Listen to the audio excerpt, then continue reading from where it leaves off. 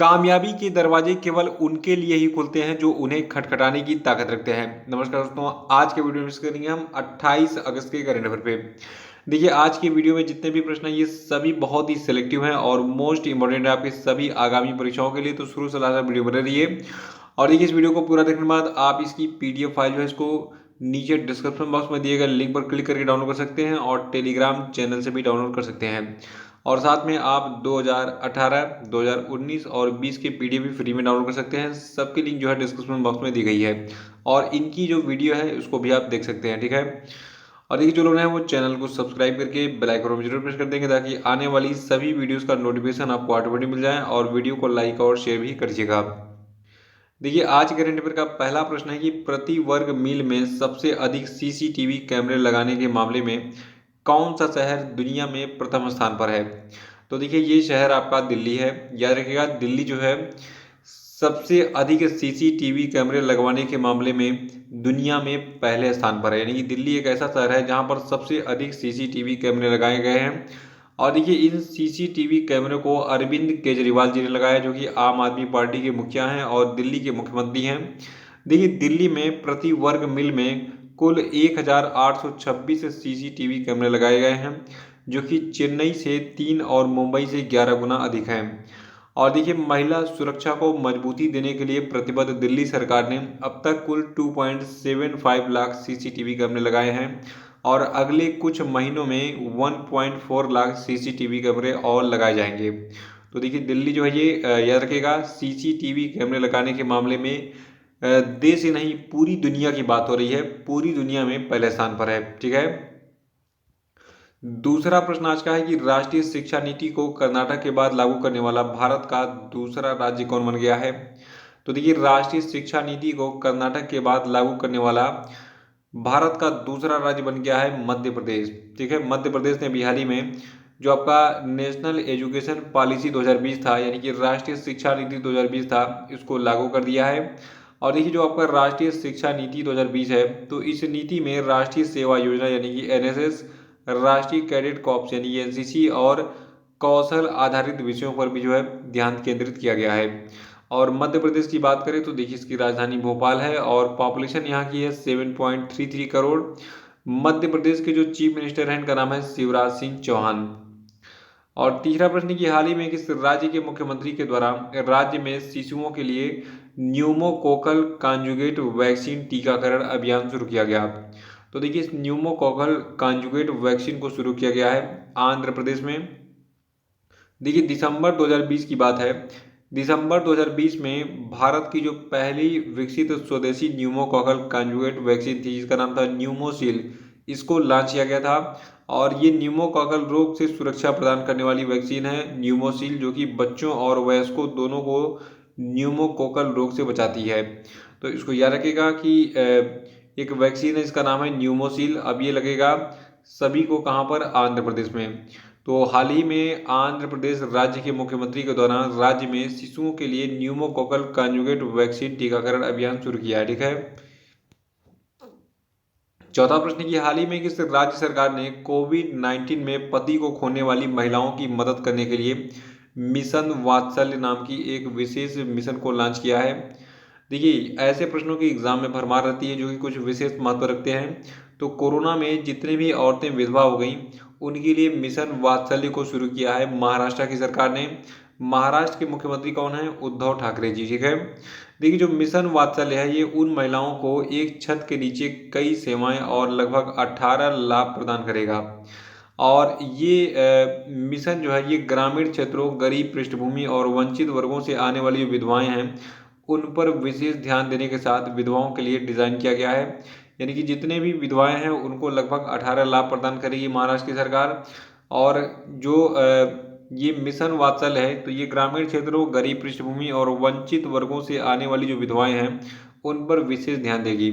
और इस मिशन के तहत संजय गांधी निराधार योजना और घरकुल योजना जैसी योजनाओं से महिलाओं को फायदा मिलेगा।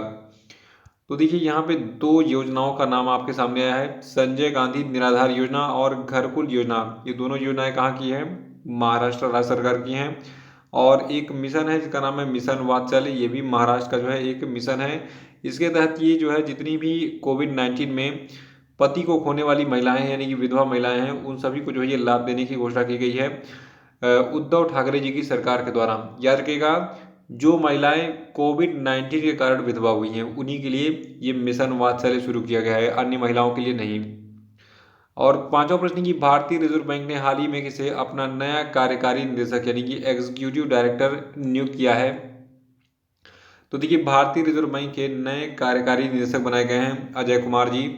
देखिए, कार्यकारी निदेशक के रूप में अजय कुमार जो है ये मुद्रा प्रबंधन विभाग, विदेशी मुद्रा विभाग और परिषद विभाग को जो है देखेंगे रिजर्व बैंक ऑफ इंडिया में। और जो आपका रिजर्व बैंक ऑफ इंडिया है इसका हेडक्वार्टर कहाँ पे है? मुंबई में। और इसकी स्थापना अंग्रेजों के समय में 1 अप्रैल 1935 को हुई थी और इसके गवर्नर हैं शक्तिकांत दास जी। देखिए, शक्तिकांत दास जो ये 25वें गवर्नर हैं आरबीआई के, इसको याद रखिएगा। और छठा प्रश्न की हाल ही में किस राज्य सरकार ने किसान आंदोलन के दौरान मारे गए 104 किसानों और मजदूरों के स्वजनों को सरकारी नौकरियां देने के प्रस्ताव को मंजूरी दी है? तो देखिए, हाल ही में जो पंजाब की सरकार है, देखिए पंजाब के मुख्यमंत्री हैं कैप्टन अमरिंदर सिंह, ठीक है। तो इनके द्वारा हाल ही में यह घोषणा की गई कि जो किसान आंदोलन दिल्ली में चल रहा था वहां पर जो 104 किसान और मजदूर मारे गए उनके स्वजनों को सरकारी नौकरी देगी पंजाब की सरकार। देखिए, पंजाब कैबिनेट ने केंद्र के 3 कृषि कानूनों के विरुद्ध जारी संघर्ष के दौरान जान गंवा चुके अन्य किसानों के लिए भी कुछ घोषणा की है। इन्होंने कहा है कि यानी कि कैप्टन अमरिंदर सिंह ने हाल ही में ये घोषणा की है कि जो ये केंद्र सरकार का जो 3 कृषि कानून आया था, ठीक है, तो उसके विरोध करने वाले जितने भी किसान थे तो उनके वारिसों को रोजगार मुहैया कराने के लिए संबंधित विभाग को नियमों में ढील देने का भी निर्देश है, ठीक है। सातवां प्रश्न की हाल ही में किस देश ने स्वदेश में विकसित निर्देशित मल्टी लॉन्च रॉकेट सिस्टम फतह-1 का सफल परीक्षण किया? तो देखिए, जो ये मल्टी लॉन्च रॉकेट सिस्टम फतह-1 है इसका परीक्षण पाकिस्तान ने किया है। देखिए, फतह-1 जो ये 140 किलोमीटर दूरी तक अपने लक्ष्य को भेजने में सक्षम है और ये फतह-1 का जो है ये दूसरा परीक्षण था, ठीक है। इसके पहले एक परीक्षण जनवरी 2021 में किया गया था फतह-1 का। और आपको बता दूं, इससे पूर्व पाकिस्तान ने कौन कौन से परीक्षण किए हैं? देखिए, पाकिस्तान के बारे में इतनी जानकारी हमें क्यों लेनी पड़ रही है? क्योंकि हमारा पड़ोसी देश है, अगर हमें पता रहेगा इसके पास कौन कौन से हथियार हैं तो हम अलर्ट रहेंगे, ठीक है। मान लीजिए अगर आप आगे चलकर यूपीएससी क्रैक करते हैं या फिर किसी ऐसे पद पर पहुंच जाते हैं जहां पे आपको रक्षा मंत्रालय से संबंधित विभाग में काम करना है, तो आपको पता होना चाहिए कि हमारे दुश्मन की क्या क्या ताकत है, उसको कैसे हमें नष्ट करना है, ठीक है। तो इसलिए एग्जाम में इसको मतलब ऐसे प्रश्नों को खास जगह मिलती है कि हमारे दुश्मन देशों ने या फिर हमारे पड़ोसी देशों ने कौन कौन से हथियार लॉन्च किए हैं, क्या क्षमता उनकी है। तो ये सारी चीज़ इसलिए मैं आपको डिटेल में बताता हूँ। तो देखिए, ये फतह-1 का दूसरा परीक्षण था। इसके पहले जनवरी 2021 में भी एक परीक्षण किया गया था और इससे पूर्व देखिए पाकिस्तान ने 14 अगस्त को अभी हाल ही में एक परमाणु सक्षम सतह से सतह पर मार करने वाली बैलिस्टिक मिसाइल गजनबी का परीक्षण किया था, ठीक है। तो गजनबी भी जो है इसका भी परीक्षण पाकिस्तान ने अभी 14 अगस्त को किया था इसी महीने में। और इससे पूर्व पाकिस्तान ने शाहीन 3 और बाबर क्रूज मिसाइल को भी लॉन्च किया था। देखिए, ये सारी चीज़ें रिवाइज मैं क्यों करा रहा हूँ, क्योंकि ये सभी जो है लगभग 1-2 साल पहले लॉन्च की गई थी। तो उस समय मैंने आपको बताया भी था। तो बाबर क्रूज मिसाइल, शाहीन 3 और गजनवी और जो आपका फतह-1 है, ये सभी मिसाइल सिस्टम और मिसाइल वगैरह किसके हैं? पाकिस्तान के हैं। इसको एक नज़र में दिमाग में फिट कर लीजिए। आठवां की हाल ही में राष्ट्रपति ने सर्वोच्च न्यायालय में कितनी महिलाओं सहित 9 न्यायाधीशों की नियुक्ति को मंजूरी दी? तो देखिए, राष्ट्रपति ने हाल ही में सुप्रीम कोर्ट में टोटल 9 लोगों को जो है नियुक्ति की मंजूरी दी है और इनमें 3 महिलाएं शामिल हैं। तो बाकी के 6 भूल जाइए। जो 3 महिलाएं मैं आपको बता रहा हूँ इनके नाम याद रखिएगा, ये एग्जाम में पूछा जाएगा। देखिए, जो नए नियुक्त किए गए जज हैं तो इनमें जो 3 महिला न्यायाधीश हैं, ठीक है, इनमें पहला नाम है जस्टिस हिमा कोहली का, दूसरा नाम है जस्टिस बीवी नागरत्ना का और तीसरा नाम है जस्टिस बेला त्रिवेदी का। तो हिमा कोहली, बीवी नागरत्ना और बेला त्रिवेदी, ये 3 नाम याद रखने हैं। ये तीनों एग्जाम में पूछे जाएंगे और ये गारंटेड प्रश्न है। जैसे कि मैंने आपको बहुत सारे प्रश्न पहले भी बताए थे, पेट के एग्जाम में पूछ लिए गए थे। तो ये सारे प्रश्न भी इसको भी मतलब याद रख लीजिएगा। देखिए, वरिष्ठता के आदेश के अनुसार जो आपकी न्यायमूर्ति बीबी नागरत्ना है, इनको 2027 में भारत की पहली महिला मुख्य न्यायाधीश बनने का जो है इनका रास्ता लगभग साफ हो गया है। यानी कि 2027 में बीबी नागरत्ना जो है ये बन सकती हैं सुप्रीम कोर्ट की पहली महिला मुख्य न्यायाधीश। देखिए सुप्रीम कोर्ट में एक दुख की बात है, देखिए महिला सशक्तिकरण की सरकार तो बात करती है, लेकिन अभी तक सुप्रीम कोर्ट में कोई महिला चीफ जस्टिस नहीं बनी है। तो अगर बीबी नागरत्ना बनेगी 2027 में, तो ये भारत के इतिहास में एक बहुत बड़ा ऐतिहासिक दिन होगा। ठीक है, इसको याद रखिएगा। और देखिए सुप्रीम कोर्ट की बात करें तो इसकी स्थापना 26 जनवरी 1950 को हुई थी। और सुप्रीम कोर्ट के जो चीफ जस्टिस है इनका नाम है NV रमणा। ठीक है, और नवा प्रश्न की हाल ही में भारत ने किस देश के साथ mega greater Male connectivity project पर समझौता किया? तो देखिए भारत ने मालदीव के साथ जो है अभी हाल ही में मेगा ग्रेटर मेल कनेक्टिविटी परियोजना पर प्रोजेक्ट पर जो है समझौता किया है। और देखिए जो आपका ये प्रोजेक्ट यानी ये परियोजना है, तो इस परियोजना के लिए भारत कुल 400 मिलियन अमेरिकी डॉलर का जो है लाइन ऑफ क्रेडिट देगा किसको? मालदीव को। और 100 मिलियन अमेरिकी डॉलर के अनुदान के माध्यम से वित्त पोषण करेगा। देखिए जो 400 मिलियन अमेरिकी डॉलर का LOC यानी कि लाइन ऑफ क्रेडिट है, ये भारतीय निर्यात आयात बैंक जिसको एक्सिम बैंक के नाम से जानते हैं, तो एक्सिम बैंक के द्वारा इसको प्रदान किया जाएगा मालदीव को।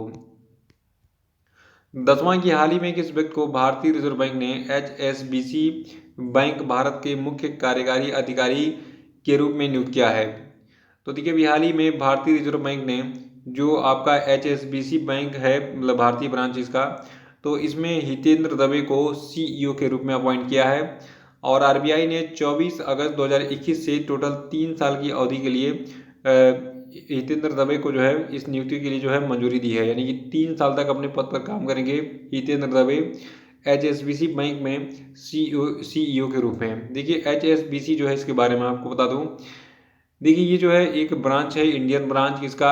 Hong Kong and Shanghai bank cooperation का। ठीक है, तो देखिए नाम से ही, नाम का फुल फॉर्म क्या है? H का मतलब हांगकांग हो गया, S का मतलब हो गया संघाई, और B से बैंक हो गया, C से कॉपरेशन हो गया। ठीक है, तो Hong Kong and Shanghai banking corporation का एक ब्रांच है जो कि भारत में है, और इसकी स्थापना 2008 में की गई थी HSBC की। ठीक है, तो इसको याद रखिएगा। और देखिए अब हम बात करेंगे आज के सभी क्वेश्चन अपडेट पे। देखिए आज क्वेश्चन अपडेट का पहला प्रश्न आपके लिए इंटरनेशनल डॉग डे कब मनाता है?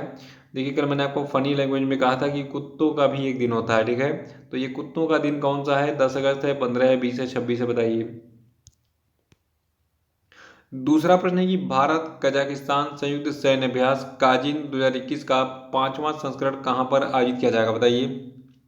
देखिए नहीं पता है तो कल का वीडियो देखिए उसको रिवाइज कर डालिएगा, और जितने भी सैन्य अभ्यास हैं उनको आप कोशिश कीजिए एक पेज पर जो है नोट कीजिए, और हो सके तो दीवार पे लिख के जहाँ पे आप सोते हैं वहाँ पे चिपका लीजिए कौन सा सैन्य अभ्यास किन किन देशों का सैन्य अभ्यास है और कहाँ पर आयोजित किया गया। ठीक है, एक नज़र में आपको रिवाइज होते रहेगा डेली का डेली।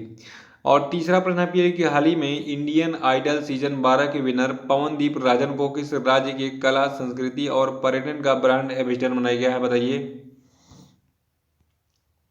14 प्रश्न की हाल ही में किस राज्य की 2 महिलाओं को शिल्प के विकास में उनके उत्कृष्ट योगदान मधुर फ्लोर मैट के निर्माण के लिए राष्ट्रीय हस्तशिल्प पुरस्कार दिया गया है? बताइए। और पांचवा प्रश्न है कि द इकोनॉमिस्ट इंटेलिजेंस यूनिट की ताजा रिपोर्ट के अनुसार दुनिया के सबसे सुरक्षित शहरों की लिस्ट में किसको पहला स्थान मिला है? बताइए। और अब हम बात करेंगे कल के पूछे गए सभी क्वेश्चन अपडेट के क्षेत्रों की। देखा घंटे का पहला प्रश्न था कि जर्मनी में भारत का नया राजदूत किसे बनाया गया है? तो देखिए इनका नाम है हरीश पर्वथानेनी।